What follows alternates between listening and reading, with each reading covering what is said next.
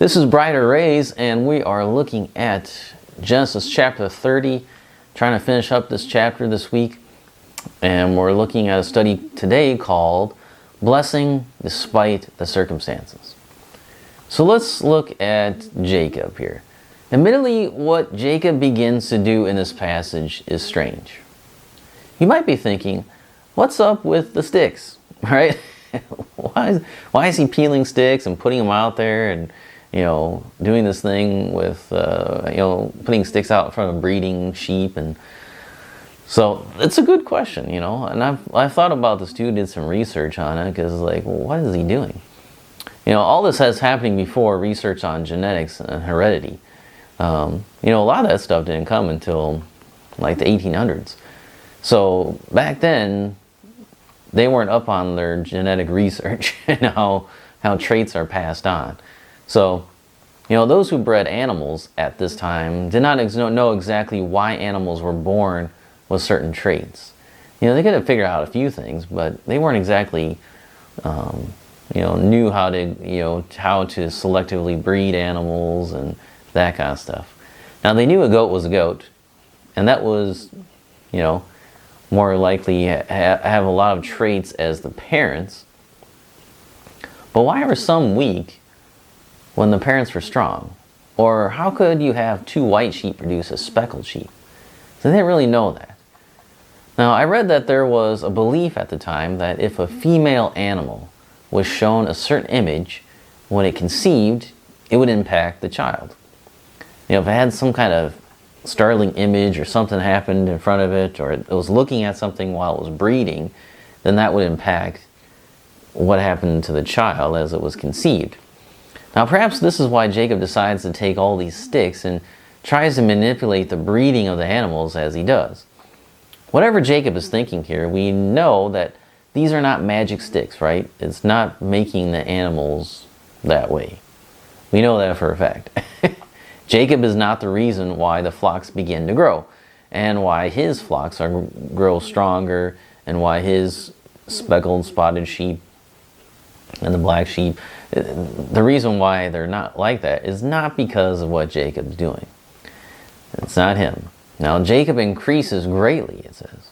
If you look at the last verse here, thus the man increased greatly and had large flocks. Okay, this makes sense. Jacob's out there with the animals, he's selectively breeding them, and this statement follows the rest of the story.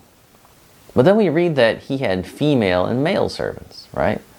And camels and donkeys. Wait a minute, he's not out there breeding those. So where did those come from? Who said anything about servants and camels and donkeys? That wasn't in Laban's agreement. Nothing was said about camels, donkeys, and other servants. So how is he accumulating these? Well, not only was he accumulating sheep and goats, but as a good businessman that Jacob was, he learned from his father and grandfather how to be a herdsman, and a good one. He was trading them for servants. He was trading them for other animals. So he's a good businessman. And that's what Abraham and Isaac were. Ultimately, they were not just quote-unquote shepherds. They were businessmen. And that's what they were doing. Their goods that they traded, the money that they accumulated were their animals, but they were businessmen ultimately. So if you look at it, the fact that he has camels is very telling. At this time, camels were not yet domesticated. So if you had multiple camels, that was like having a bunch of luxury vehicles in your garage. So we don't want to miss the fact that we have already been told that this would happen.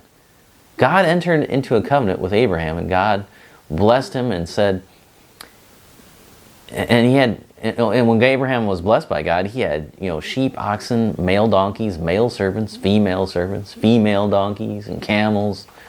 Isaac comes along, and God blesses him, and he had possessions of flocks and herds and many servants. God told Jacob that he would bless him. Jacob's stick peeling scheme here was of little importance when it came to his prospering, because the promise of God had already been given. And we'll see that more clearly in chapter 31. So it's not Jacob and his peeling of sticks that is making him prosper. Ultimately, it is God prospering him. really despite of what he's doing.